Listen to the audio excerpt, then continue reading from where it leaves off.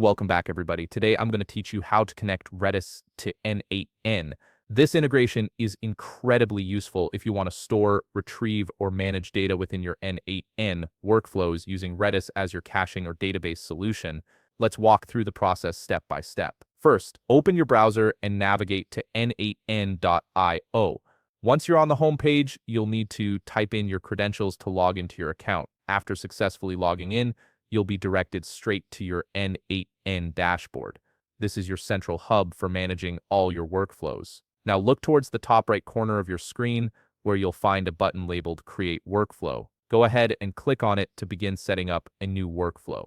Once you click that button, you'll be taken to the N8n Workflow Editor.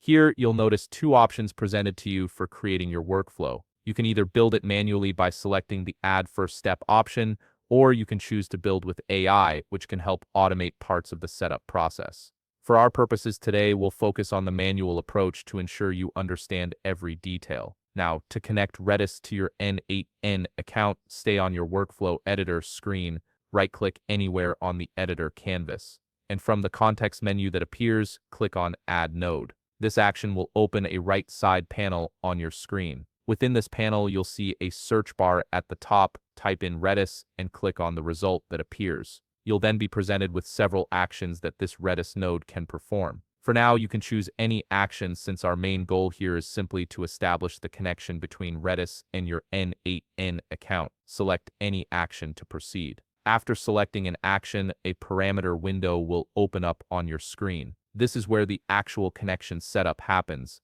To connect your Redis account, look for the field labeled Credential to connect with and click on the drop-down menu next to it. From the options that appear, select plus Create New Credential. You'll now need to enter your Redis password and username in the respective fields. You can leave the host field as it is for now, since we'll be updating it in just a moment. Next, let's focus on the port number. Open a new tab in your browser and navigate to your Redis Cloud Console. This is where your Redis databases are managed. From the left navigation menu, click on Databases. You'll see a list of all the databases currently under your Redis account. From this list, select the specific database you wish to connect to your N8n workflow. Once you've selected your database, scroll down on the page until you find the section labeled Public Endpoint. Pay close attention to the last digits of this URL, as this is your host number. Simply copy these digits and head back to your N8n tab. Paste the host number into the host field in your N8n credential setup. Once you've added this information, click on Save to finalize the connection.